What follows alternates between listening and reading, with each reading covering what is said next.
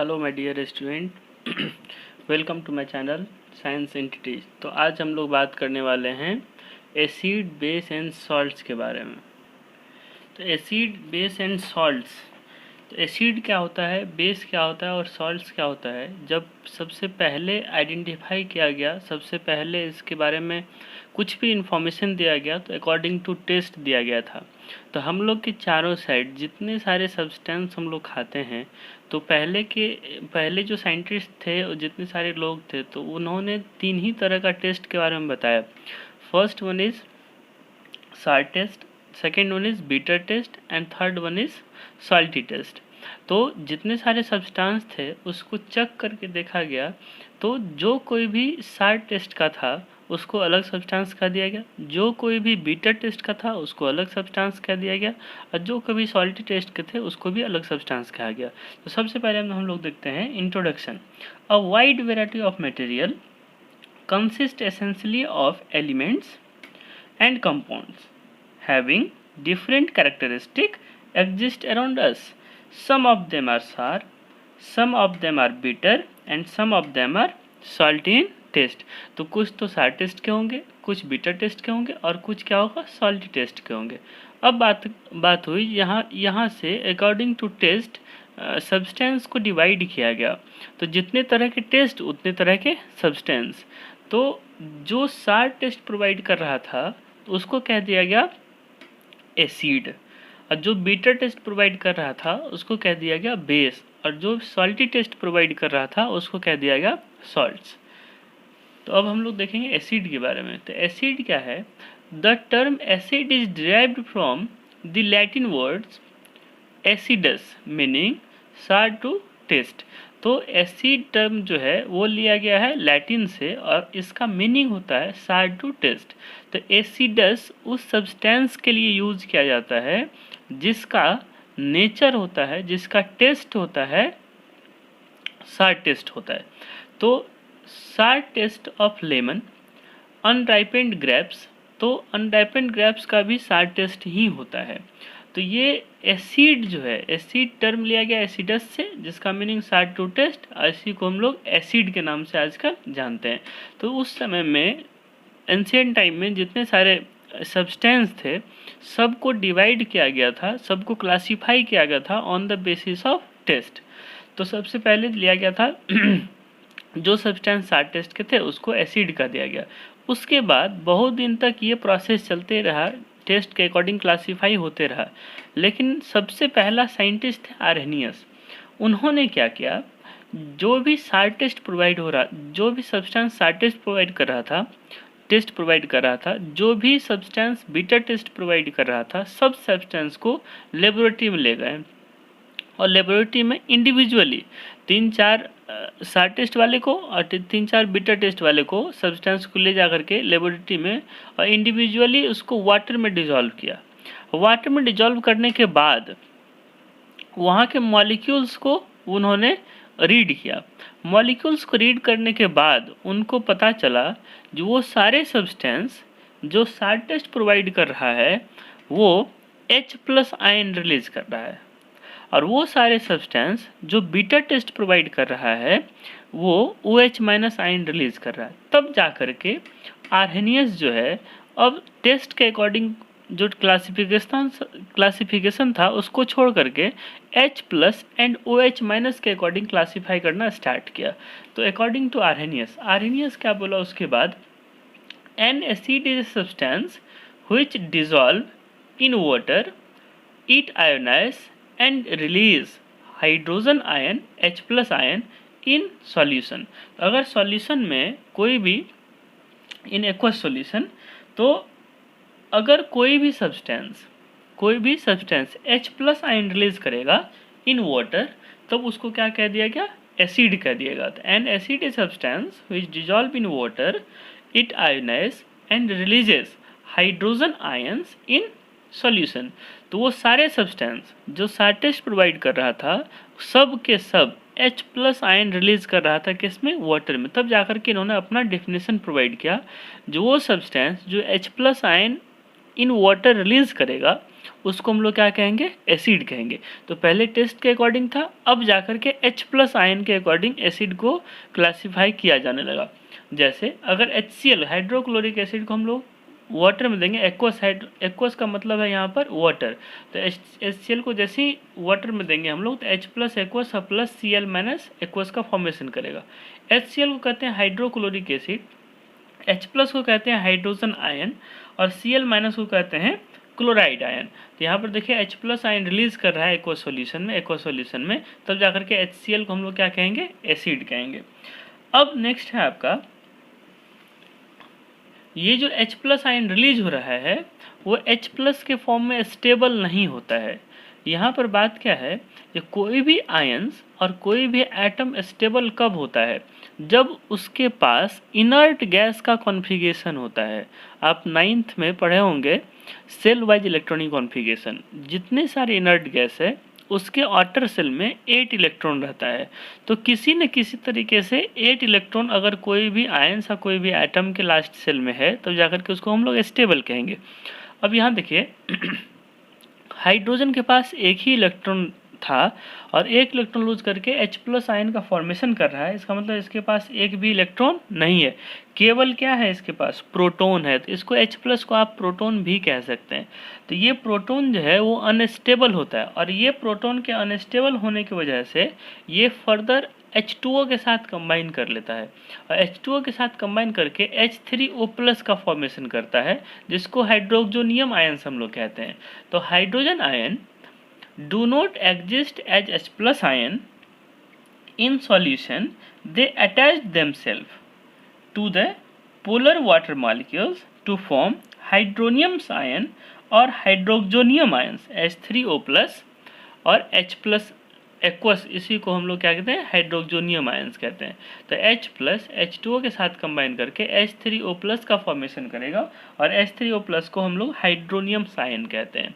तो अब यहाँ से सबसे पहले टेस्ट के अकॉर्डिंग क्लासिफिकेशन किया जा रहा था और अब किया जा रहा है किसके, उस बेसिस पर H+ के बेसिस पर।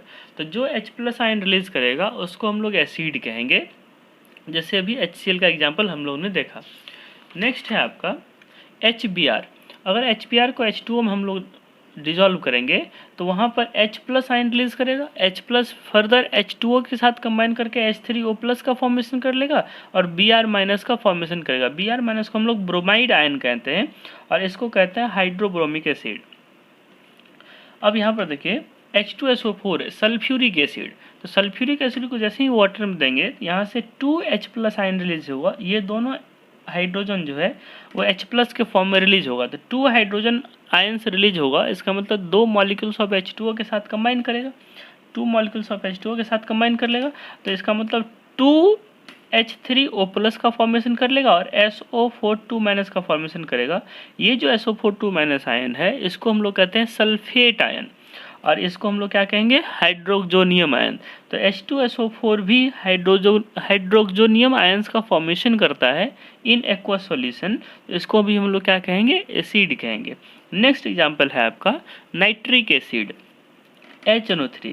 तो यहाँ पर कितने हाइड्रोजन आपको दिख रहा है, 1 हाइड्रोजन दिख रहा है। ये 1 हाइड्रोजन रिलीज होगा H+ के फॉर्म में और एक H2O के साथ कंबाइन करके H3O+ का फॉर्मेशन करेगा, 1 H3O+ का फॉर्मेशन करेगा और प्लस NO3- का फॉर्मेशन करेगा। ये NO3- को हम लोग नाइट्रेट आयंस के नाम से जानते हैं। तो जितने सारे एग्जाम्पल आप देखें वो सब के सब H2O के साथ कंबाइन करके H3O+ का फॉर्मेशन कर रहा है, या फिर H+ भी आप कह सकते हैं, चूँकि H+ ही तो H3O+ का फॉर्मेशन कर रहा है, तो इसका मतलब ये सब के सब क्या है, एसिड है। नेक्स्ट आपका टॉपिक क्लासिफिकेशन ऑफ एसिड। अब जाकर के जब एसिड के बारे में पता चल गया जो H+ आयन रिलीज करता है, तब जाकर के इसको क्लासीफाई किया गया। अब क्लासीफाई बहुत सारे मैटर पर किया जाता है, कहाँ से मिला है, उसका क्या प्रॉपर्टी है, तो बहुत सारे वे में आप इसको क्लासीफाई कर सकते हैं। जैसे अगर किसी क्लास में स्टूडेंट को क्लासीफाई करना होगा तो on the basis of gender student को 2 भाग में क्लासीफाई कर सकते हैं, फर्स्ट वन इज मेल और सेकेंड वन इज फीमेल। लेकिन अगर on the basis of colour आपको कहा जाए तो आप यहाँ पर 3 भाग में इसको डिवाइड कर सकते हैं। First one is fair in colour, second one is श्यामला और third one is dark in colour. तो ये 3 भाग में आप इसको क्लासीफाई कर सकते हैं। लेकिन अगर हाइट के बेसिस पर आप क्लासीफाई करें तो हाइट के बेसिस पर बहुत सारे क्लासिफिकेशन हो सकते हैं। तो बात हो रही है अगर आप किसी चीज़ का क्लासिफिकेशन कर रहे हैं तो किस बेसिस पर क्लासिफिकेशन कर रहे हैं और आपका बेसिस क्या है क्लासीफाई करने का। तो चलिए हम लोग देखते हैं फर्स्ट बेसिस क्या है हम लोग का क्लासीफाई करने का। तो हम लोग पढ़ रहे हैं क्लासिफिकेशन ऑफ एसिड। तो सबसे पहले हम लोग देखेंगे on the basis of their source acid are of 2 types. Source के बेसिस पर अब बात आई जो एसिड कहाँ से लिया जा रहा है उसके बेसिस पर एसिड 2 तरह के होते हैं। अब कैसे 2 तरह के होते हैं? एक तो एसिड ऐसे होंगे जो नेचुरली अकरिंग सब्सटेंस से आप एक्सट्रैक्ट कर लें, for example plants and animal से, तो वो तो नेचुरली अकरिंग हो गया। लेकिन एक ऐसा एसिड होता है जिसको आप लैब में बना सकते हैं, तो वो तो मैन मेड हो गया। तो एक हो गया आपको जिसको हम लोग लैब में बना सकते हैं, उसको हम लोग कहते हैं मिनरल्स एसिड। मिनरल्स एसिड इसलिए कहते हैं क्योंकि ये बहुत सारे मिनरल्स को कंबाइन करवा करके बनाया जाता है, तो इस वजह से इसको कहते हैं मिनरल्स एसिड। तो ऐसे एसिड जो लैब में बनाया जाएगा उसको हम लोग क्या कहेंगे? Minerals acid. और ये ऑर्गेनिक एसिड है, ऐसे एसिड जो organic matter like plants and animal से एक्सट्रैक्ट किया जाएगा उसको हम लोग क्या कहेंगे? ऑर्गेनिक एसिड कहेंगे। तो सबसे पहले हम लोग देखते हैं मिनरल्स एसिड या फिर इनऑर्गेनिक एसिड किसको कहते हैं। मिनरल्स एसिड का ही दूसरा नाम है इनऑर्गेनिक एसिड। इनऑर्गेनिक एसिड इसलिए कहते हैं क्योंकि ये इनऑर्गेनिक सब्सटेंस से लिया जा रहा है। Organic substance plant and animal होता है, अगर प्लांट्स एंड एनिमल से लिया जाता तो उसको हम लोग कहते हैं ऑर्गेनिक एसिड। लेकिन ये प्लांट्स एनिमल से नहीं लिया जाता है, लैब में मैन्युफैक्चर्ड किया जाता है, इस वजह से इसको हम लोग कहते हैं इनऑर्गेनिक एसिड। इसमें प्लांट्स और एनिमल का कोई भी कंट्रीब्यूशन नहीं होता है। अब मिनरल्स एसिड किसको कहते हैं? Acid which are usually obtained from minerals are known as inorganic acid. All inorganic acid are strong. अब स्ट्रॉन्ग और वीक क्या होता है हम आगे आपको इसको डिस्क्राइब करेंगे। स्ट्रॉन्ग क्या होता है, वीक क्या होता है, ये स्ट्रेंथ के बेसिस पर कौन सा स्ट्रॉन्ग और कौन सा वीक होगा। तो अभी याद रख लीजिए आप, केवल ये स्ट्रॉन्ग नेचर का होता है जो भी मिनरल्स एसिड होते हैं। तो acid which are usually obtain from minerals are known as inorganic acid. तो जो मिनरल से एक्सट्रैक्ट किया जाएगा उसको हम लोग क्या कहेंगे? इनऑर्गेनिक एसिड कहेंगे। नेक्स्ट है आपका इसका एग्जाम्पल, जैसे सल्फ्यूरिक एसिड H2SO4। अब organic acid and inorganic acid को पहचानने का एक तरीका भी है। जिस एसिड के फार्मूला में कार्बन नहीं होगा उसको हम लोग इनऑर्गेनिक एसिड कहेंगे, और जिस एसिड के फार्मूला में कार्बन होगा उसको हम लोग ऑर्गेनिक एसिड कहेंगे। जैसे यहाँ देखिए सल्फ्यूरिक एसिड, तो H2SO4, तो यहाँ पर कार्बन नहीं है, इसको कहते हैं सल्फ्यूरिक एसिड, इसलिए इसको हम लोग क्या कहेंगे? Inorganic acid. अब है nitric acid HNO3, nitric acid HNO3, तो इसमें भी कार्बन नहीं है, तो इसको भी हम लोग क्या कहेंगे? ये भी इनऑर्गेनिक एसिड है। सेकंड है आपका फॉस्फोरिक एसिड H3PO4, तो फॉस्फोरिक एसिड को भी हम लोग इनऑर्गेनिक एसिड भी कहते हैं क्योंकि इसको भी लैब में ही बनाया जाता है by the inorganic source of minerals. Second है हाइड्रोक्लोरिक एसिड HCl, ये सब के सब क्या है आपका? मिनरल्स एसिड का एग्जाम्पल है। अब बात आई next, aqua regia is a mixture of 3 parts HCl and 1 part HNO3। Aqua regia को हम लोग रॉयल वाटर कहते हैं। रॉयल वाटर में क्या होता है? सोना चांदी जितने सारे होते हैं, गोल्ड होता है, प्लैटिनम होता है, सिल्वर होता है, ये सब अगर आपके घर में है और वो गंदा हो जाएगा तब जाकर के जो ज्वेलरी के पास ले जाया जाता है और उसको साफ किया जाता है जिस वाटर में, उसी को हम लोग कहते हैं रॉयल वाटर, और उसी को हम लोग केमिकली हम लोग कहते हैं एक्वा रेजिया। तो aqua regia is a mixture of 3 parts HCl and 1 part HNO3। तो 3 parts HCl and 1 part HNO3 कहने का क्या मतलब है? अगर 100 ml एक्वा रेजिया है तो उसमें 75 ml HCl होगा और 25 ml HNO3 रहेगा, तो उसको हम लोग कहेंगे aqua regia. which dissolve even noble metal like AU, PT और गोल्ड भी। तो ये सब को क्या करता है? ये डिजॉल्व कर देता है। डिजॉल्व करने की वजह से आउटर लेयर जो होता है इसका रिमूव हो जाता है, और जैसे ही आउटर लेयर रिमूव होगा तब जा कर के वो शाइनिंग अपीयरेंस हो जाता है, फिर से वो शाइन करने लगता है, तो उसी को हम लोग कहते हैं एक्वा रेजिया। नेक्स्ट है आपका ऑर्गेनिक एसिड। तो ऑर्गेनिक एसिड हम लोग किसको कहेंगे?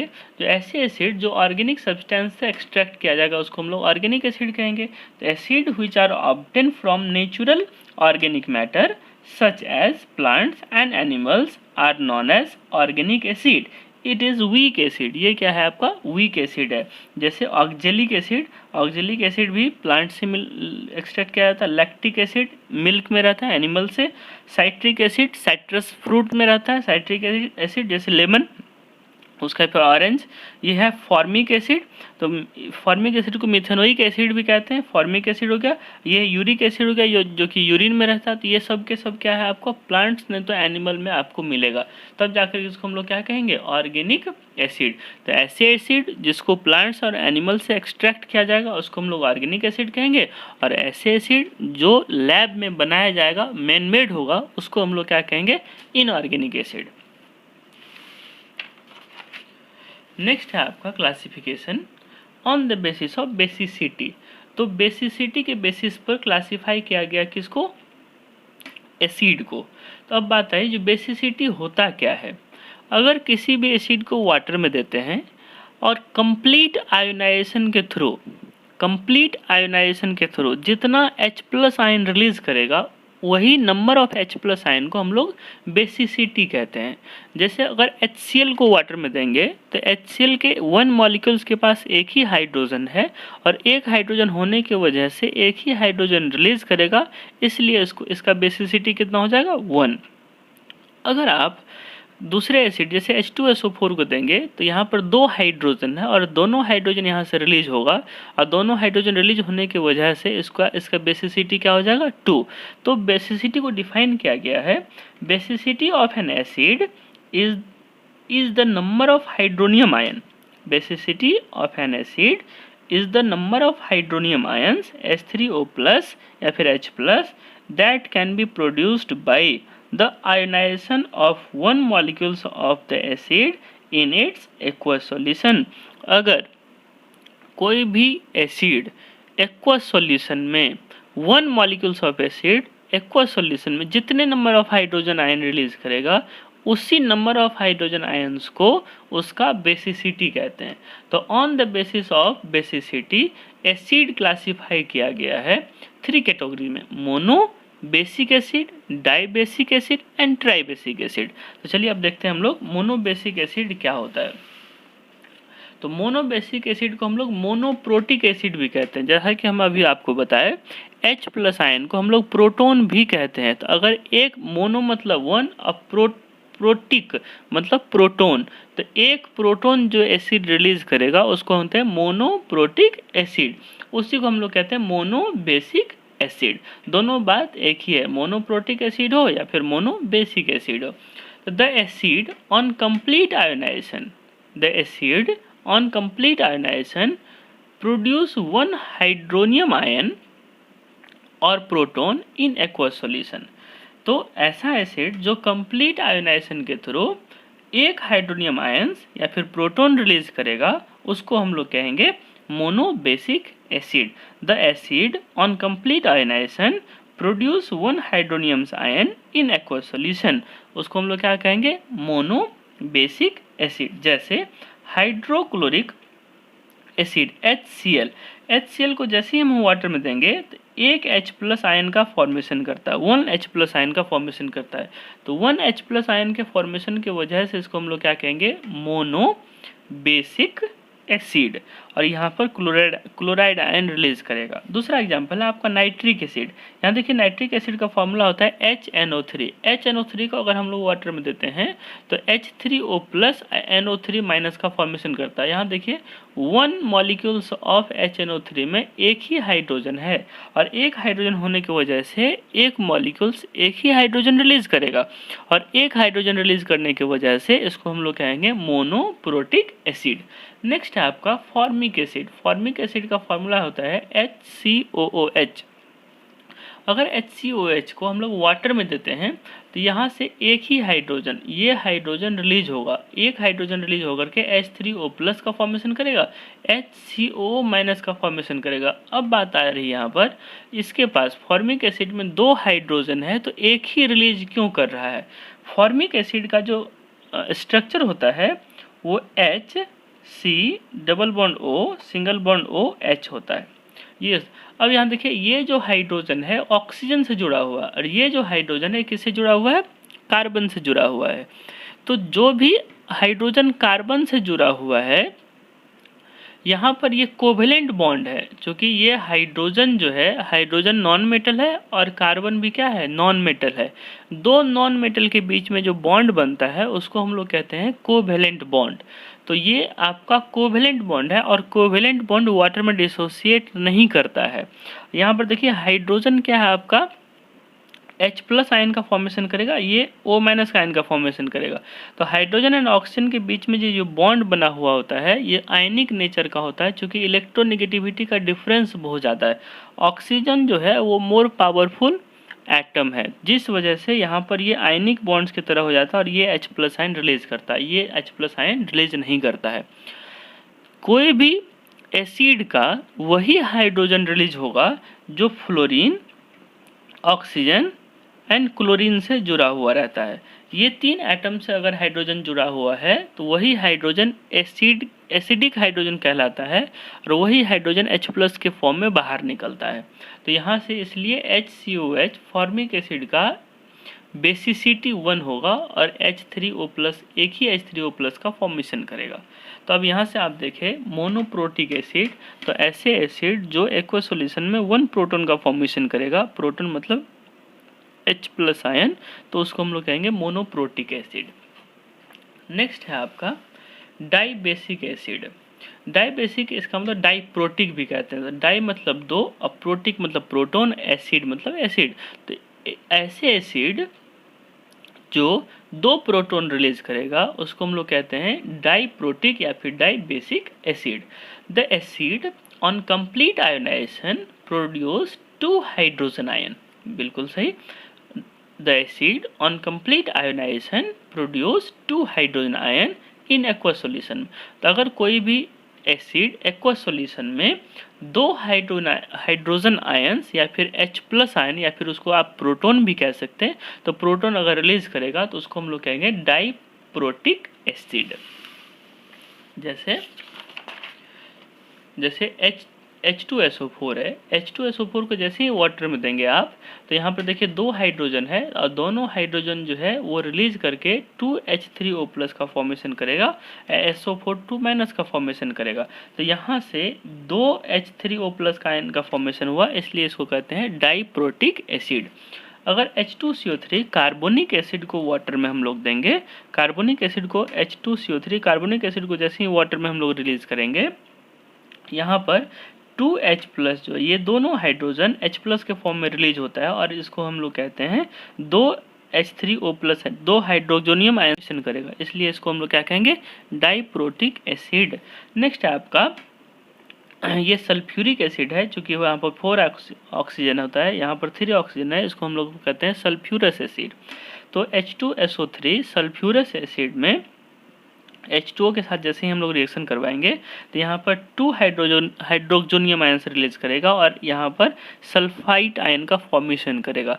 ये सल्फेट आयन होता है, यहाँ पर ATE लगता है और यहाँ पर ITE लगता है। तो यहाँ पर 8 आयन है, यहाँ पर 8 आयन है।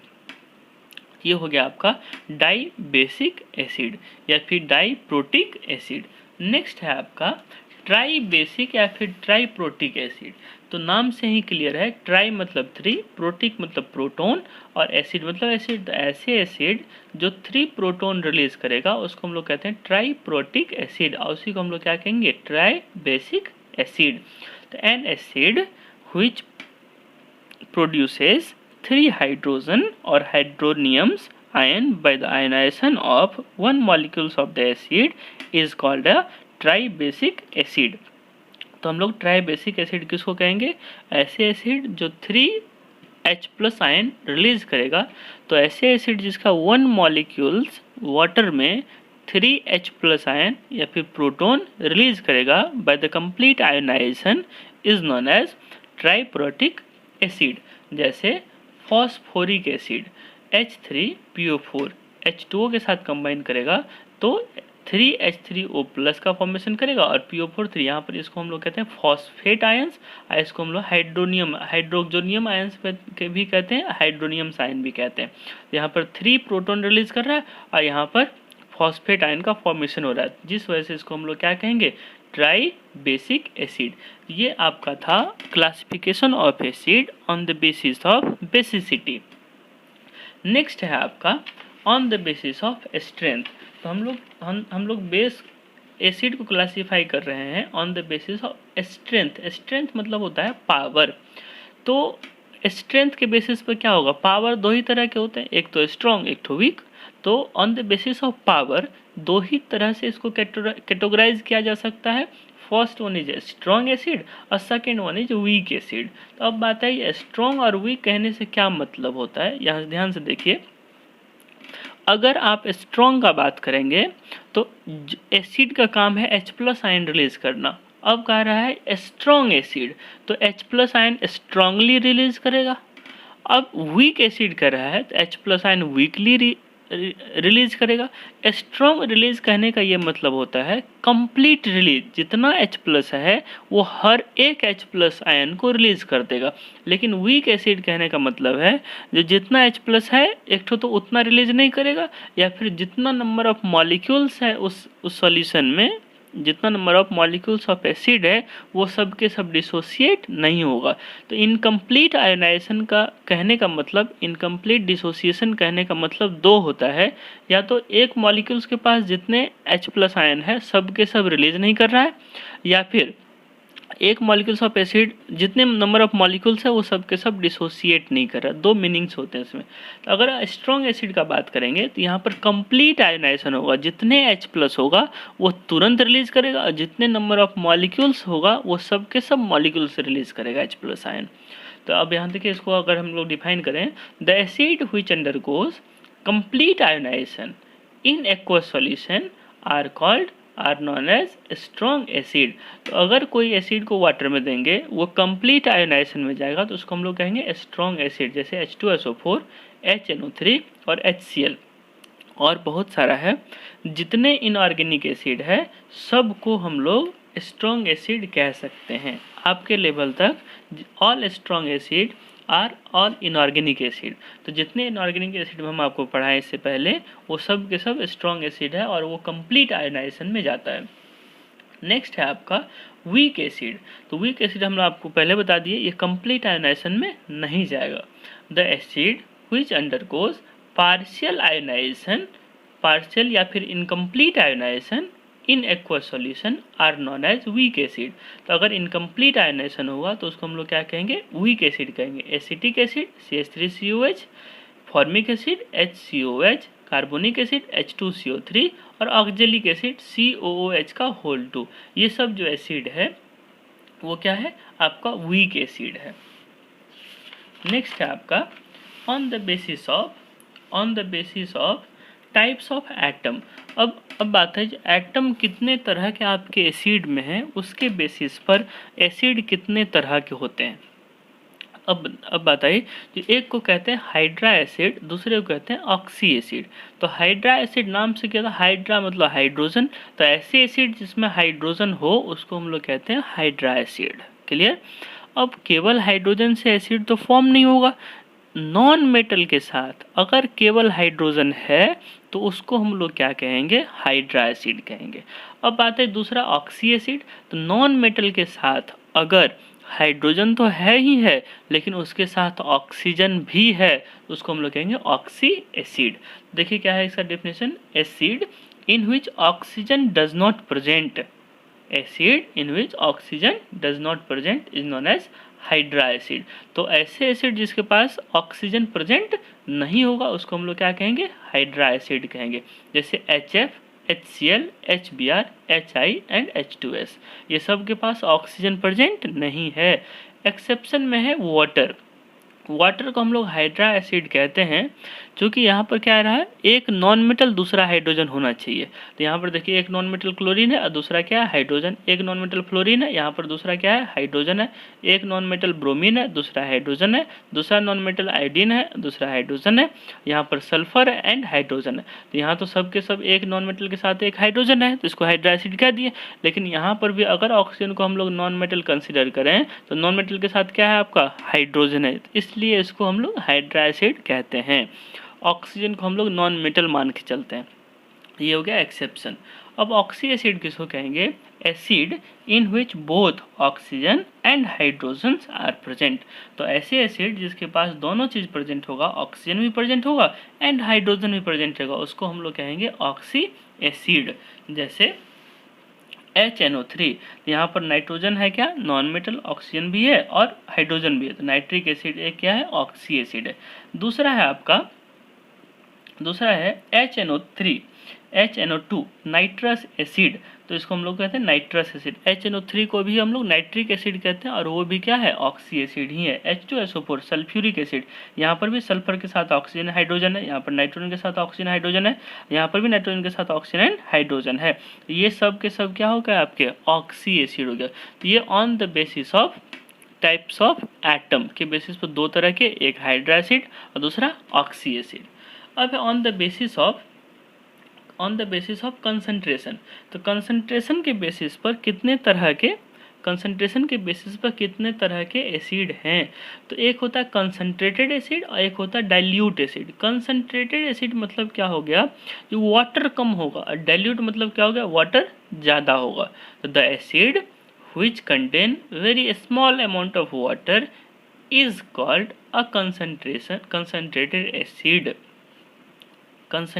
acid।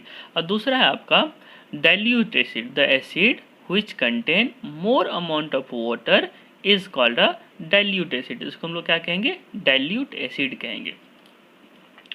ये हो गया आपका types of acid and about acid के बारे में। तो जितने सारे इन्फॉर्मेशन था एसिड के बारे में, यहाँ पर आपको क्लासिफिकेशन पढ़ा दिया गया, उसका फिर एसिड के बारे में नेक्स्ट वीडियो में हम लोग देखेंगे, जो ये इसका फिजिकल प्रॉपर्टी क्या होता है एंड केमिकल प्रॉपर्टी क्या होता है। Okay, thank you.